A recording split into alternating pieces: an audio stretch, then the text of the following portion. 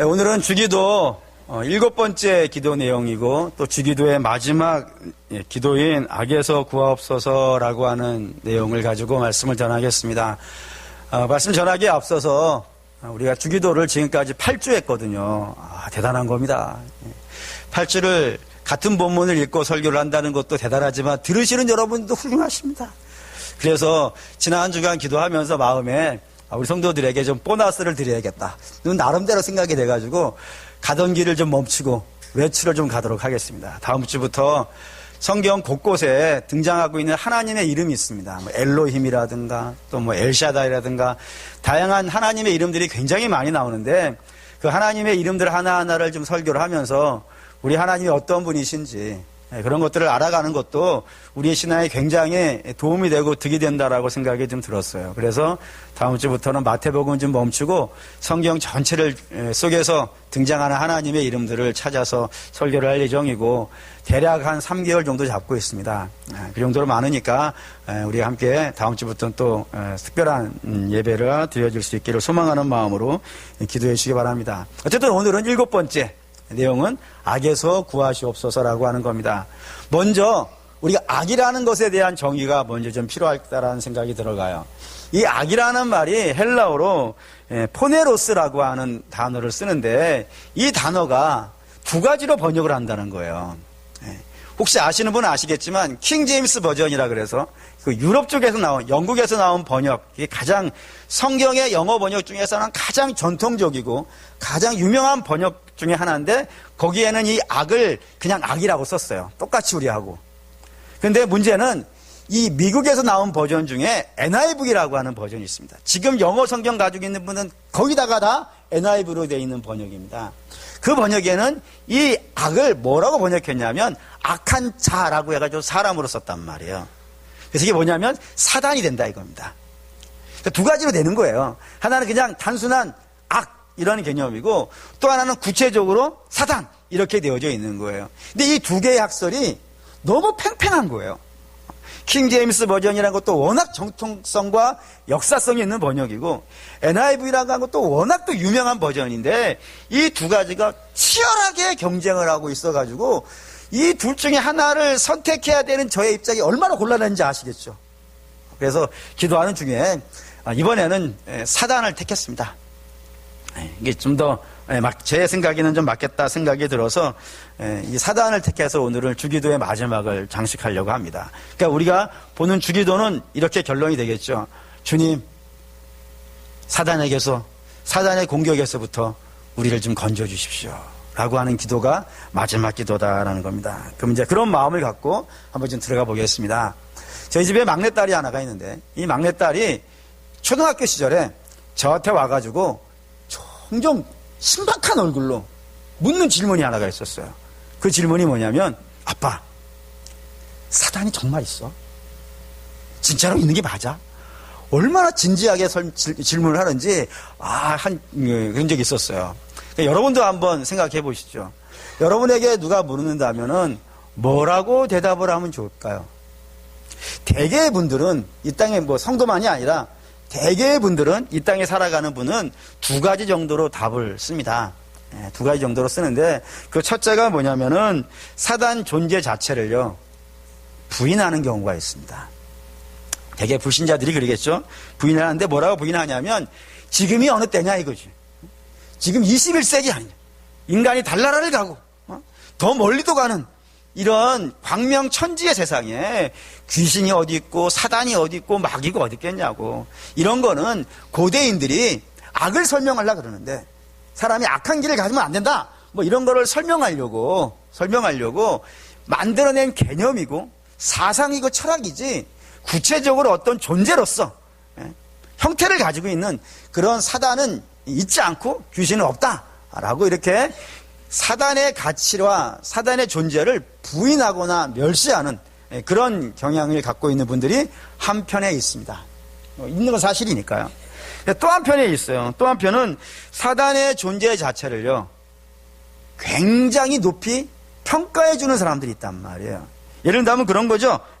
사단이 있는 거예요. 어떻게 있냐면 뿔을 이렇게 두 개를 딱 달고 이도 이렇게 등치 나와 있고 그 위에서 이제 피도 어떻게 되는 거예요?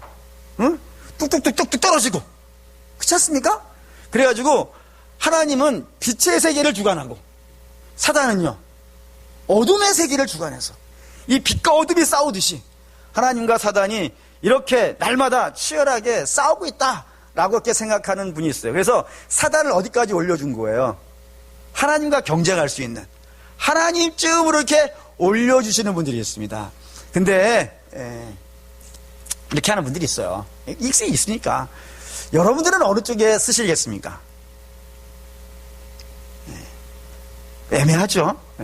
그럼 성경은 어느 방향에 서 있을까요? 성경은 이 사단에 대해서 너무 자세히 알려주지도 않습니다. 반면에 그렇다고 무시하지도 않습니다. 얼마만큼 알려주냐면은 우리가 구원에 이르는 데 부족하지 않을 만큼, 구원에 이르는데, 구원에 대한 지식을 쌓아가는데 부족하지 않을 만큼 그만큼만 알려주고 있다 이겁니다. 왜냐하면 성경은 우리의 호기심을 채워주려고 쓰여진 책이 아니기 때문에 그렇습니다. 그래서 우리의 구원에 이르는 데는 절대로 부족하지 않지만 사단이라는 것 자체를 증명할 때는 성경을 갖고 하기에는 좀 부족함이 있는 그런 정도로만 성경에 쓰고 있단 말이에요. 그래서 우리도 그만큼만 아는 게 좋습니다. 그만큼만 아는 것이 좋지, 성경에 없는 것까지 알아가려고 한다면요. 칼빈이라고 하는 종교개혁을 했던 유명한 목사님이 이런 말씀을 하셨어요. 뭐라고 했냐면, 나는 성경에 있는 것만 이야기한다 라고 했기 때문에 우리도 그렇게 해야 됩니다. 누가 어느 분이 뭐 꿈에 뭘 보고 왔는데 성경에는 없지만 뭐 이렇게 하는 이야기 있으면 뭐 알아서 하시라고 이렇게 끝내야지, 그걸 갖고 여러분이 관심 갖고 그거를 캐려 그러면은 말이죠, 엉뚱한 대로 흘러가게 돼 있단 말이에요. 그러니까 사단도 역시 호기심을 채우는 쪽으로 보지 마시고 성경이 알려주는 것만큼으로 우리는 충분하니까 그런 관점에서 보실 수 있기를 주의 이름으로 부탁드리겠습니다. 5가지 정도입니다. 5가지 정도를 설명하고 있는데, 첫째는 뭐냐면 사단은 있다 없다? 있다. 분명히 있다라고 되어 있는 겁니다. 요한계시록 12장 9절 읽습니다. 큰 용이 내쫓기니 에뱀 곧 마귀라고도 하고 사탄이라고도 하며 온 천하를 꿰는 자라. 그가 땅으로 내쫓기니 그의 사자들도 그와 함께 내쫓기니라. 사단이 있다고 되어 있는데 여기에 사단의 이름을 3가지로 써놨다는 걸 여러분이 좀 기억해 주셨으면 좋겠어요. 그 첫째는 뭐냐면 예뱀이다 라고 되어 있어요. 예뱀이라 그러니까 여러분 당연히 그 뱀은 어디에 있는 뱀이겠어요? 창세기 3장에 있는 그 뱀. 창세기 3장에 사람에게 와가지고 선악과를 먹도록 유혹했던 그 뱀을 요한계시록에 와서는 옛뱀, 그 뱀이다 이거예요. 그 뱀이다 하면서 속이는 자로서의 사단의 모습을 하나를 기록해 놓고 있고, 또 하나는 마귀라고 하는 개념을 썼다 이겁니다. 그래서 이제 뭐 게임 잘하시는 분들은 디아블로라고 불리는 게 이제 마귀인데, 우리가 디아블로 하면 아까 말씀드렸다시피 뭐 피부는 깔맣고 뿔 달려있고 뭐 이런 손에 참이착 들고 다니고 그런 마귀를 생각하기 쉽지만 성경이 말하는 마귀는 그런 개념이 아닙니다. 몇 번 나오냐면 총 43번 등장하는데, 이 마귀라는 단어가 성경에 총 43번 등장하는데 그 뜻은 뭐냐면, 디아블로라고 하는 이 헬라어 뜻은 뭐냐면 고발하는, 우리의 죄를 찾고 하나님 앞에 가서 고발하는 자예요. 뿐만 아니라 그렇게 해서 하나님으로부터 우리를 어떻게 하려고 그러는 거예요? 떼어내려고 하는 자예요. 분리시키려고 하는 자예요. 그런 모습을 가지고 있다 이겁니다. 그래서 자꾸 우리로 하여금 죄의 유혹을 던져주고 그 죄의 유혹에 빠지면 하나님께 가서 고발하고, 그래서 하나님께 벌을 받게 하고 하나님께 떼어내고 하는 이런 짓을 하고 있는 것이 성경의 마귀라고 하는 개념으로 등장하는 겁니다. 세 번째는 사탄인데, 사탄은 이게 영어가 아닙니다. 영어로 알고 계시는 분이 있는데 이게 어느 나라 말이냐면 히브리어입니다. 히브리어의 사단이라는 말은 대적자라는 뜻입니다. 좀 이따 누구의 대적자인지는 좀 이따 확인하시고, 개념은 대적하는 자라고 이렇게 되어 있어요. 그래서 사단의 정체는 이런 겁니다. 우리를 잡고 하나님으로부터요, 떼어내는 자, 분리시키려고 하는 자, 그런 개념을 가지고 있는 것이 사단입니다. 두 번째, 성경이 알려주고 있는 사단의 개념은 그도 역시 하나님께서부터 어떻게 된 자예요? 떨어져 나와 있는 자라는 걸 아셔야 돼요. 이게 에스겔 28장 13절입니다. 에스겔 28장 13절. 내가 옛적에 하나님의 동산 에덴에 있어서 각종 보석 곧 홍보석과 황보석과 금강석과 황옥과 홍만호와 창옥과 청보석과 남보석과 홍옥과 황금으로 단장하였으며 내가 지음을 받던 날에 너를 위하여 소고와 비파가 준비되었도다. 이게 무슨 예언이냐면 에스겔은 예언서니까 어떤 예언이냐면 두로 왕이라고 하는 그런 왕이 있었다 이거예요. 그 왕에 대한 예언이에요. 근데 그 예언을 어떻게 설명을 하고 있냐면 사단의 개념을 갖고 와 설명하고 있어요. 왜냐하면 두로 왕과 사단의 모습이 같기 때문에 그의 속성을 가지고 있기 때문에 사단같이 일어나고 사단같이 살다가 사단같이 멸망할 거라는 그런 개념 속에서 설명하고 있는 예언이란 말이에요. 거기에 이제 사단이 등장하는데 어떤 모습이냐면 하나님께서 지으셨다 이겁니다. 그것도 어떻게 해요? 아름답게. 모든 보석이 총동원되고 있잖아요. 정말로 아름답게 만들어져 있는 창조물이었다 이거예요. 근데 그렇게 아름답게 만들어져 있었던 창조물이 사단이 되었다 이거예요. 어떻게 해서 그렇게 됐을까요? 이게 이제 에스겔 28장 17절입니다. 읽을게요. 내가 아름다움으로 마음이 교만하였으며 내가 영화로움으로 내 지혜를 더럽혔으며 내가 너를 땅에 던져 왕들 앞에 두어 그들의 구경거리가 되게 하였도다. 그 아름다움이 그를 어떻게 했다고요? 교만하게 했다 이거예요. 이게 참 나름대로 쉽지 않은 개념이죠. 그 교만이, 그 잘남이, 그 위대함이 그를 교만하게 만들어서 하나님의 자리를 노렸다 이거예요. 그거를 이사야라고 하는 선지자는 이사야 14장에 또 이렇게 설명을 했어요. 이사야 14장 읽겠습니다. 너 아침의 아들 계명성이여 어찌 그리 하늘에서 떨어졌으며 너 열국을 엎은 자여 어찌 그리 땅에 찍혔는고 내가 내 마음에 이르기를 내가 하늘에 올라 하나님의 묵별 위에 내 자리를 높이리라. 내가 북극 지폐의 산 위에 앉으리라. 가장 높은 구름에 올라가 지극히 높은 이와 같아지리라 하는도다. 이게 이제 계명성이라고 하는 그 새벽에 뜨는 별이지 않겠습니까? 너무나도 아름답다고 해있는 그 계명성인데 그 계명성을 라틴어로 읽으면 그게 루시퍼예요. 그러니까 성경에는 루시퍼라는 단어가 요거로 나오는 겁니다. 그러니까 이게 라틴어예요, 라틴어. 루시퍼라는 말은. 그러니까 너무너무 아름답게 만들어져 있는 것인데 그 아름다움이 그가 어떻게 되어졌냐면 하나님 자리를 차지하려고 했었다고. 하나님의 영광의 자리에 자기가 오르려고 했었다고. 그래서 하나님과 같이 있을 수 없어서 하나님 어떻게 하셨다고요? 내쫓았다라고 하는 것이 그게 사단이라 이겁니다. 근데 그런 개념에서 본다면은 우리랑 마찬가지가 된다 이거예요. 그러니까 사단도 교만함으로 인하여서 하나님께 분리되어져 있는 자듯이 우리 역시요. 똑같지 않습니까? 하나님의 자리를 노렸잖아요. 아담과 하와가 하나님의 그 영광의 자리를 하나님과 같이 되려고 하다가 그 교만함으로 인하여서요. 하나님에게서 떨어져 나왔다 이거예요. 그래서 하나님에게서 떨어져 나왔기 때문에 누구랑 같이 있게 된 거예요. 사단과 같이 있게 된 거예요. 간혹 어떤 분들이 이런 분들이 있어요. 이 세상에는 하나님이 계시고 이쪽에는요 사단이 있는 거예요. 그리고 사람은요 가운데 있는 거예요.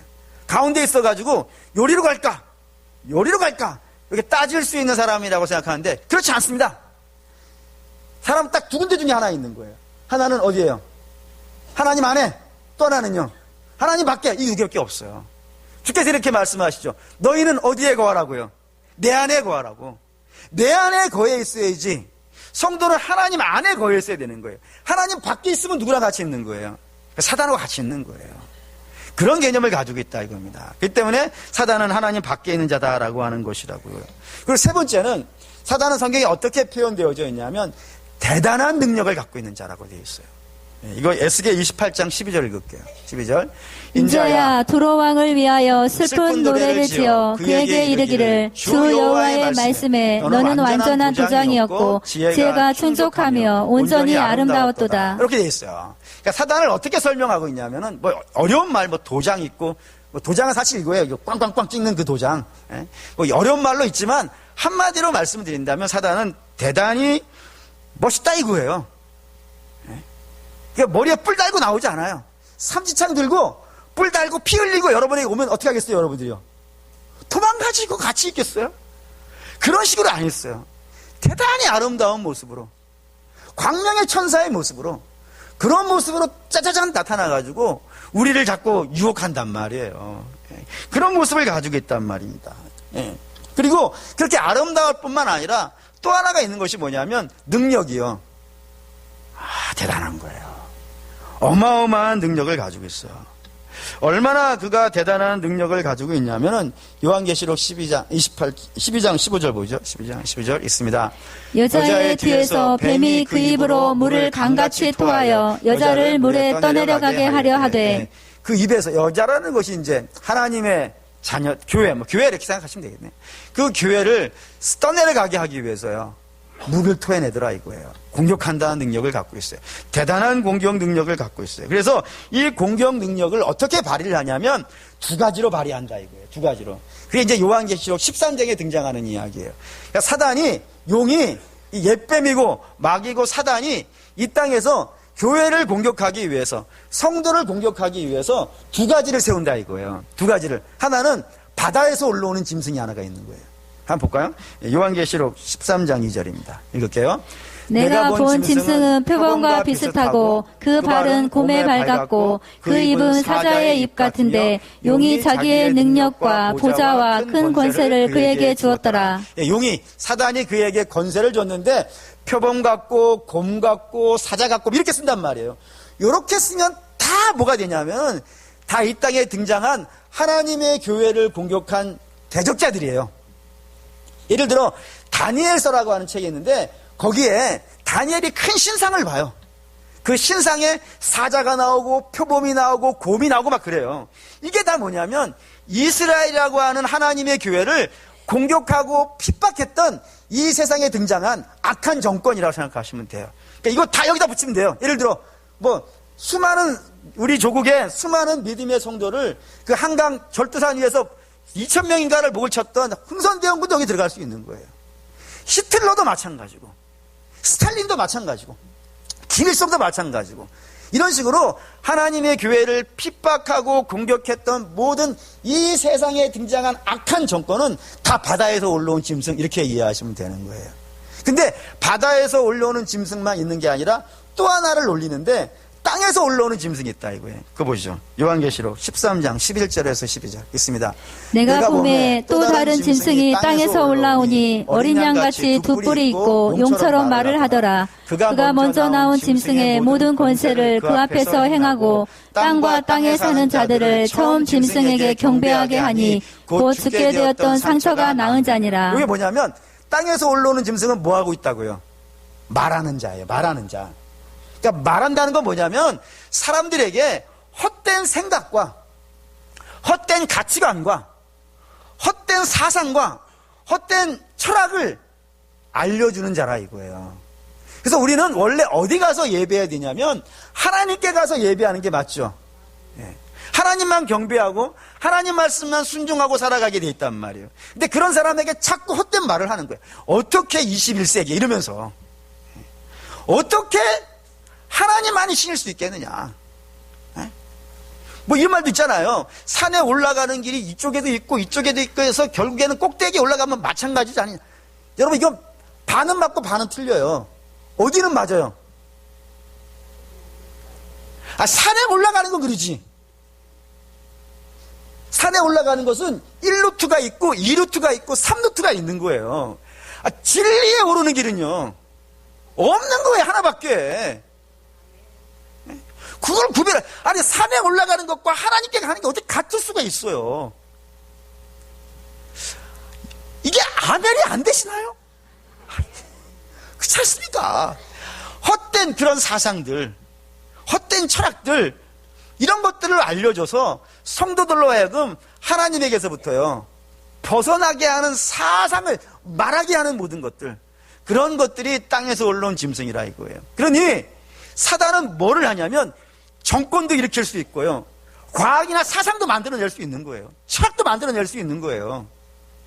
그걸 그렇게 속임수로 할 수 있는 것들이란 말이에요. 그런 힘을 쓸 수 있는, 나라도 세울 수 있고, 그런 거짓 사상도 강제를 만들어낼 수 있고, 그런 능력이 마땅히 있다 이거예요. 그러니 만만치 않죠. 그런 모습이라 이겁니다. 네 번째, 네 번째는 세력을 가지고 있다라고 되어 있어요. 이 세력 가지고 있는 거 한번 볼까요? 요한계시록 12장 4절입니다. 읽을게요. 그 꼬리가 하늘의 별 3분의 1을 끌어다가 땅에 던지더라. 용이 해산하려는 여자 앞에서 그가 해산하면 그 아이를 삼키고자 하더니. 예, 여기 이제 용이 등장하는데, 용이 사단이라고 했지 않습니까? 용이 땅에 내려올 때 그냥 내려온 것이 아니고요. 하늘의 별을 3분의 1을 끌고 내려왔다고요. 그래서 하늘의 별이라고 하면 이걸 천사를 뜻한단 말이에요. 그러니까 하늘의 천사들이 타락해 놓은 곳이 이제 귀신이 된 거겠죠. 그러니까 3분의 1을 끌고 내려왔다 이거예요. 세력이 있다 이거예요.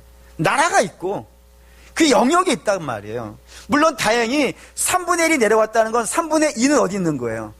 여전히 위에 있으니까 뭐 그렇게 싸우면 당연히 지니까 쫓겨나겠죠. 하지만 그럼에도 불구하고 3분의 1을 가졌다는 것은요, 만만한 게 아니에요.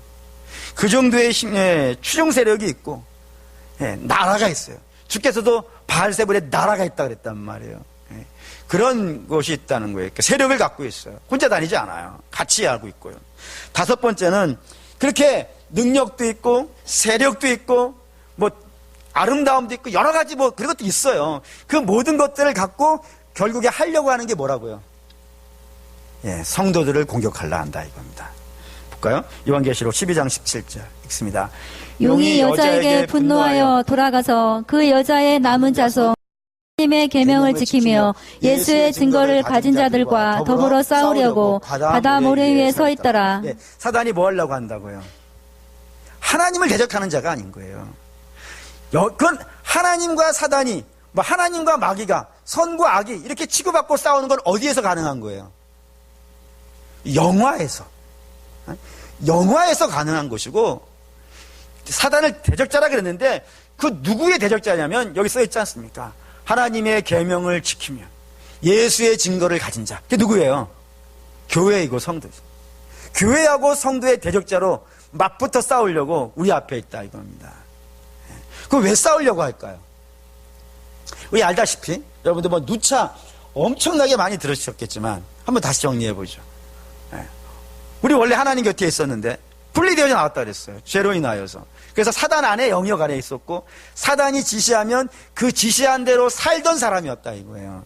근데 그 사단의 나라에서 살고 있던 그 나라 안에 대단한 혁명이 하나가 일어난 거예요. 어떤 혁명이에요? 예수의 혁명이고 십자가 혁명이에요. 마치 이런 겁니다.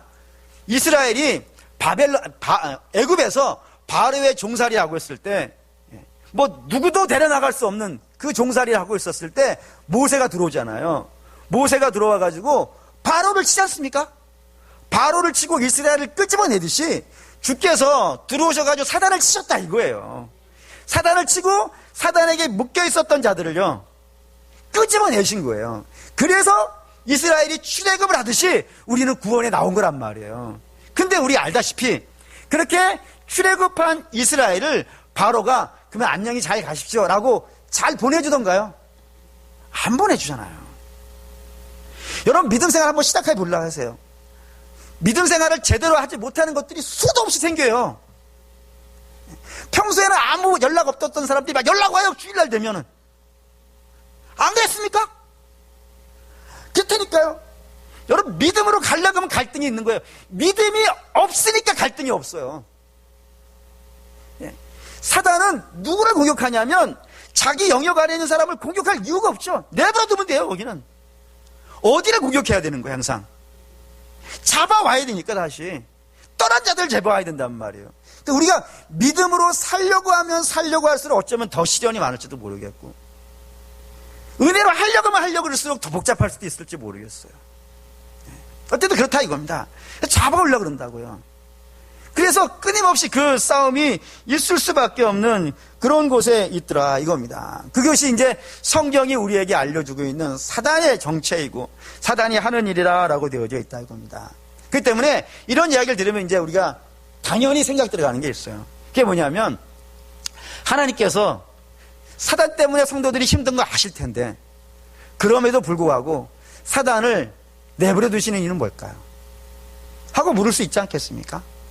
근데 우리가 그 이야기를 하기에 앞서서 분명히 좀 정리해야 되는 건 뭐냐면 하나님은 사단을 내버려 두지 않습니다. 반드시 멸할 때가 있어요. 볼까요? 요한계시록 20장 10절입니다. 있죠.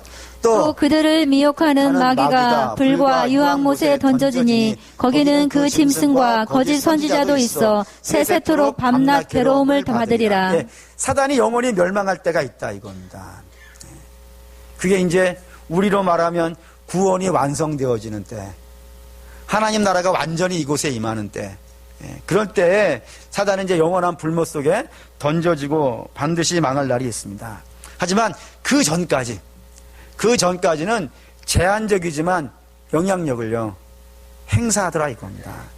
제가 왜 여러분에게 사단이 제한적으로 영향력을 행사한다라고 말씀을 드리는 이유가 있습니다. 그게 뭐냐면 사단은 예수 그리스도께서 십자가에 죽으시던 날요 결박되었기 때문에 그렇습니다. 결박되어져서 사단이 직접 뛰어다니지 못하기 때문에 누구를 일으키는 거예요? 정권도 일으키고 거짓 사상도 만들어내는 거예요. 자기가 직접 뛰어다니지 못하고 그런 것들을 뒤에서 배후 조종하여서 그 일을 하고 있기 때문에 제한적으로 활동한다라고 말씀을 드리는 겁니다. 어쨌든 제한적으로 우리의 공격해오는 것은 있는데 그럼 왜 하나님께서 그런 제한적이나마 사단의 공격이 우리에게 있는 것을 이렇게 용인하고 계실까요? 좀 불편할 수 있겠지만 마땅히 들어야 되는 것이기 때문에 보죠. 고린도전서 3장 10절에서 15절입니다. 읽을게요. 내게 주신 하나님의 은혜를 따라 내가 지혜로운 건축자와 같이 터를 닦아두매 다른 이가 그 위에 세우나 그러나 각각 어떻게 그 위에 세울까를 조심할지니라. 이 닦아둔 것 외에 능히 다른 터를 닦아둘 자가 없으니 이 터는 곧 예수 그리스도라. 만일 누구든지 금이나 은이나 보석이나 나무나 풀이나 집으로 이 터 위에 세우면 각 사람의 공적이 나타날 터인데 그날이 공적을 밝히리니 이는 불로 나타내고 그 불이 각 사람의 공적이 어떠한 것을 시험할 것임이라. 만일 누구든지 그 위에 세운 공적이 그대로 있으면 상을 받고 누구든지 그 공적이 불타면 해를 받으리니 그러나 자신은 구원을 받되 불 가운데서 받을 것 같으리라. 사람은 인생의 공적을 쌓아가는데 믿음을 쌓아가는데 그 믿음이 불 속에서 완성이 되더라 이거예요. 시련이 닥쳐봐야 그 믿음이 진짜인지 아니면 가짜인지 그게 그때서야 구별이 되더라 이거예요. 좀 만만치 않죠? 네, 그렇습니다. 왜냐하면 우리도 다 그런 마음을 갖고 있어요. 뭐라 그러냐면 우리가 사람들이 기본적으로 잘 되잖아요. 잘 되면은 그게 다 누구 탓이라고 생각을 해요. 자기가 능력이 있어서 그런 줄 알아요. 안 그렇기가 쉽지 않아요. 대부분이 그래요. 레바논이라는 나라가 있어요. 그 레바논에 속담이 있다는데 뭐 책에서 봤어요. 그 책에 레바논 속담이 이런 게 있대요. 맑은 날만 계속 되어지면 늘어가는 것은요 사막뿐이라 이거예요. 불편하죠. 사실 우리는 원하지 않아요. 누구도 그걸 원하지 않아요. 하지만 우리는 기본적으로 그런 속성을 갖고 있어요. 잘 되면 내가 능력이 있어서 잘 되는 것 같고 내가 실력이 있어가지고 잘 되는 것 같아요. 그래서 내가 없으면요 안 될 것 같죠. 간혹 교회도 그렇지 않습니까? 어떤 목사님들은 내가 없으면 내가 은퇴하고 나면은 우리 교회 망해 이런 생각 갖게 된다고. 그분들이 처음부터 그런 마음 갖고 있었던 게 아니었잖아요. 근데 그렇게 돼가고요. 내가 없으면 안 돼. 여러분 목사가 안 돼서 망하는 교회라면요 일찍 망하는 게 좋습니다. 교회는 하나님이 있어야죠. 하나님이 다스리고 있어야 되지. 목사는 부임 받았다가 때가 되면 가잖아요. 그게 정상적인 거예요. 하나님은 한 번 부임하셔가지고 영원히 다스리는 분이잖아요. 그게 틀리면 안 되는 거예요. 근데 그런 마음 들어간다고요. 잘 될 때 그래요. 잘 될 때. 잘 될 때. 여러분 그래서 성도는 정말 잘 될 때 조심하셔야 돼요. 잘 될 때 조심하셔야 돼요. 일어나 있을 때 조심하셔야 되고 서 있을 때 조심하셔야 돼요. 이거 성경이 다른 부분으로 좀 성경 좀 볼까요? 이거 이사야 43장 1절에서 3절 읽겠습니다. 야곱아 너를 창조하신 여호와께서 지금 말씀하시느니라. 이스라엘아 너를 지으신 이가 말씀하시느니라. 너는 두려워하지 말라. 내가 너를 구속하였고 내가 너를 지명하여 불렀나니 너는 내 것이라. 네가 물 가운데로 지날 때에 내가 너와 함께 할 것이라. 강을 건널 때에 물이 너를 침몰하지 못할 것이며 내가 불 가운데로 지날 때에 타지도 아니할 것이요 불꽃이 너를 사르지도 못하리니 대저 나는 여호와 내 하나님이요 이스라엘의 거룩한 이요 내 구원자임이라. 내가 애굽을 너의 속량물로 구스와 스바를 너를 대신하여 주었노라. 여기에 이스라엘과 야곱이 등장한단 말이에요. 굉장히 좋아하는 말씀이지 않습니까? 근데 여기 이스라엘과 야곱이 이 누구의 것이라고 되어 있는 거예요? 하나님의 것이라고요. 분명히 하나님의 것이라고 되어 있는데 이 이스라엘과 야곱이 잘 될 때는요, 내가 하나님의 것이라는 생각을 자꾸 잊어버리는 거예요. 이건 내가 잘해서 잘 되는 것이고 내가 능력이 있어서 잘 되는 것이고 하나님이 도와주셔서 잘 된다는 생각을 추워도 하지 아니하고 자기 마음대로 가는 거예요. 자기 욕심이 끌리는 대로 가고 자기 생각이 끌고 가는 대로 가고 자기 마음이 이끄는 대로 막 가는 거예요. 그렇게 해서 자기 마음대로 갔더니 결국에 뭐를 만나는 거예요? 거기서 물 같은 시험과 불 같은 환난을 만나는 거예요. 그리고 나서 그 물을 지나가게 됐고 그 불을 지나가게 된 거예요. 그때 우리는 당연히 이런 생각을 하는 거예요. 이제 죽었다, 그죠? 물을 지나가는데 안 죽겠습니까? 불을 지나가는데 안 죽겠어요. 근데 성도는 물을 지나갈 때, 불을 지나갈 때 놀라운 걸 아는 거예요. 거기서 뭐를 아는 거예요? 하나님이 나와 함께. 그때서야 알더라 이거예요. 내가 너를 얼마나 사랑하는지. 내가 너를 얻을 수 있다면 애굽을 버릴 수도 있고 구스를 버릴 수도 있고 다 갖다 버려도 너만은 내가 지키겠다는 것을 언제 안다고요? 그 물을 지나갈 때, 그 불을 지나갈 때 비로소 아는 것이 사람이라 이겁니다. 이걸 또 성경은 또 다른 부분으로 더 설명합니다. 이거 굉장히 많이 나오니까 좀 볼까요? 하박국이라는 책이 있어요. 이 하박국이 굉장히 중요한 책인데 우리 알고 있는 거 있지 않습니까? 무화과 나무 잎이 마르고 포도 열매가 없으며 이 찬양이 나오게 된 이유를 설명하는데 이렇게 시작이 된다 이거예요. 한번 보죠. 하박국 1장 2절에서 4절 있습니다. 여호와여 내가 부르짖어도 주께서 듣지 아니하시니 어느 때까지일까? 내가 강포로 말미암아 외쳐도 주께서 권하지 아니하시나이다. 어찌하여 내게 죄악을 보게 하시며 폐역을 눈으로 보게 하시나이까? 겁탈과 강포가 내 앞에 있고 변론과 분쟁이 일어났나이다. 이러므로 율법이 해이하고 정의가 전혀 시행되지 못하오니 이는 악인이 의인을 에워쌌으므로 정의가 굽게 향하였음이니이다. 이게 중요한 말씀이에요. 뭐라고 그러냐면 이 하박국이라고 하는 예언자가 예언을 하고 있던 시대를 설명하는 거예요. 뭐라고 설명하냐면 이 땅이 어떻게 됐다고요? 악이 가득 찼다 이거예요. 악이 의인을 다 에워싸버린 거예요. 그래가지고 악인이 의인을 막 핍박을 가하는 거예요. 핍박을 가해가지고 의인이 다 어떻게 된 거예요? 죽어버리든지 또는요 배신해버리든지 때로는요 숨어버리든지 해가지고 의인이 다 없어졌기 때문에 이제 이 판은 어떤 판이 된 거예요? 악당들이 판이 된 거예요. 정의가 다 없어져 버린 거예요. 구부러지고 이렇게 됐단 말이에요. 막 세상이 난리가 된 거예요. 그래서 하박국이 하나님께 막 기도하는 거예요. 하나님, 이거 어떻게 된 겁니까? 이 이방이라면 그럴 수 있지만 하나님의 땅이 이렇게 될 수 있겠습니까? 막 이렇게 막 억울해가지고 막 기도를 하고 있는 거예요. 그랬더니 하나님 뭐라 그러시냐면, 야, 걱정하지 마. 내가 이 악당들을 다 몰아내려고 심판을 준비했는데 그 심판이 이제 북쪽에서부터 바벨론이라는 나라가 쳐들어와가지고 이 땅을 완전히 쑥대밭을 만들어버릴 거야 라고 얘기한 거예요. 그러자 하박국이 놀랐어요. 놀라가지고 다시 기도를 하는데 이렇게 했어요. 1장 14절에서 17절 읽겠습니다. 주께서 어찌하여 사람을 바다의 고기 같게 하시며 다스리는 자 없는 벌레 같게 하시나이까? 그가 낚시로 모두 낚으며 그물로 잡으며 투망으로 모으고 그리고는 기뻐하고 즐거워하여 그물을 투망 앞에 분양하오니 이는 그것을 힘입어 소득이 풍부하고 먹을 것이 풍성하게 됨이니이다. 그가 그물을 떨구는 계속하여 여러 나라를 무자비하게 멸망시키는 것이 옳으니까. 무슨 말이냐면 어부가요 배 위에서 그물을 던졌단 말이에요. 낚시하려고 그물을 던져가지고 탁 끌어들였더니 그 그물 안에 내가 좋아하는 광어만 나오겠습니까?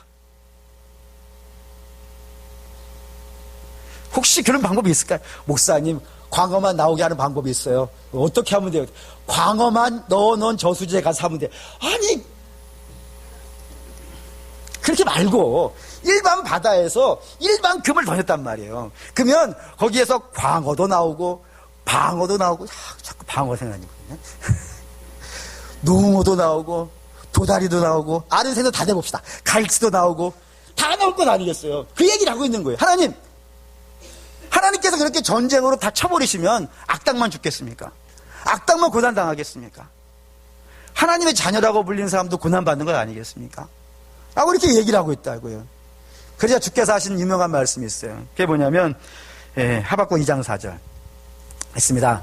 보라, 그의 마음은 교만하며 그 속에서 정직하지 못하나 의인은 그의 믿음으로 말미암아 살리라. 이게 등장한 거예요. 이게 무슨 말이냐면 이 그의 마음이라는 것은 바벨론 그 악당들이 교만한 마음으로 시작한 전쟁이에요. 하지만 이 전쟁 속에서 뭐가 등장하더라고요? 의인들이 등장하더라고요. 의인이 믿음으로 나오더라 이거예요. 의인의 양식이 믿음이니까 그 믿음이 그 시련을 거치면서 등장하더라 이거예요.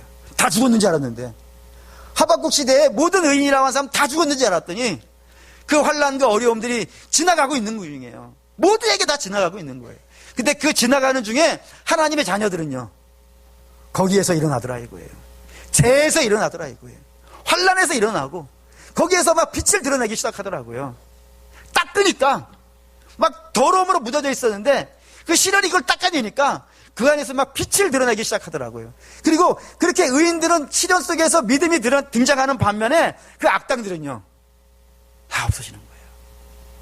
그게 하나님이 하시는 방법이라 라고 하면서 등장하더라 이겁니다. 그렇기 때문에 사랑하는 우리 믿음의 성도 여러분, 하나님께서 심판의 날까지 악을 허용하시는 것, 그거는 사실 우리가 인정하기 싫지만 그리고 받아들이기도 만만치는 않지만 분명한 것은 대개의 많은 사람들이 시련을 통하여서 예수를 믿게 됩니다. 하나님을 알게 되고요. 하나님 앞에 자기의 연약함을 알고요. 내가 잘나지 않았다는 사실을, 나의 부족함을 알게 되는 그런 일들이 이 시련이라는 과정을 통하여서 드러나기 때문에 하나님께서 그때 동안 잠시 저들에게 권세를 주셔가지고 그것을 행사하게 하더라는 겁니다. 그러면 이제 우리는 이런 질문으로 넘어갈 수 있어요. 그거는 하나님, 그 시련이 우리를 믿음으로 만들어낸다 그러면 그 믿음이 드러날 때까지 우리가 견딜 수 있을까요? 견딜 수 있을까요? 그게 아닙니다. 견디기가 어렵습니다. 그래서 뭐 해야 되는 거예요? 그래서 기도하라 그런 겁니다. 그래서 주께서 주기도문의 마지막 기도로 너희는 이 악에서 구해달라고 누구에게 부탁하라고요? 하나님께 부탁하라고 하는 겁니다. 이거 이렇게 얘기하죠. 예수님이 제자들과 함께 갈릴리 호수를 저녁 늦게 건너가기 시작했어요. 건너가는 중에 밤이 되었습니다. 밤이 되자 갈릴리 호수에 광풍이 불기 시작했어요. 예수님의 제자가 12명인데 그 중에 7명이 갈릴리에서 평생을 어부생활 하던 사람이에요. 그러니 그런 풍랑들을 얼마나 많이 만났겠어요. 근데 그 풍랑 속에서 또 뒤집어지지 않고 살았기 때문에 오늘 예수님의 제자가 된 것 아니겠어요? 근데 그들이 뭐라 그러냐면 죽게 되었다고 할 정도로, 죽게 되었다고 할 정도로 어마어마한 광풍이 불은 거예요. 그때 그들이 어떻게 하냐면 이렇게 합니다. 마가복음 4장 38절 읽겠습니다. 예수께서는 고물에서 베개를 베고 주무시더니 제자들이 깨우며 이르되 선생님이여 우리가 죽게 된 것을 돌보지 아니하시나이까 하니. 제자들도 죽게 되었다. 어부들, 평생 어부로 살았던 사람도 죽게 될 문제라고요. 여러분, 우리 인생에 사단이, 악이 우리의 침공에 올 때 여러분 누구나 죽게 되고 싶은 정도로 힘들어요. 여러분만 그런 것이 아니고 저도 그래요. 누구나 예외는 없어요. 너무너무 힘든 시간들이에요. 견디기 어려워요. 그때 어떻게 하라고요? 주를 부르라고. 주를 부르라고. 그럼 주께서 일어나시 어떻게 하시겠다는 거예요? 바다를 어떻게 하는 겁니까? 꾸짖으신다고요. 잠잠하라 하신다고요. 그 주의 선포 앞에 그 광풍같이 일어나던 파도가 어떻게 되는 거예요? 잠잠해지더라는 겁니다. 여러분, 이거를 주께서 이걸 알려주시는 거예요. 야, 너희 나를 불러야 돼.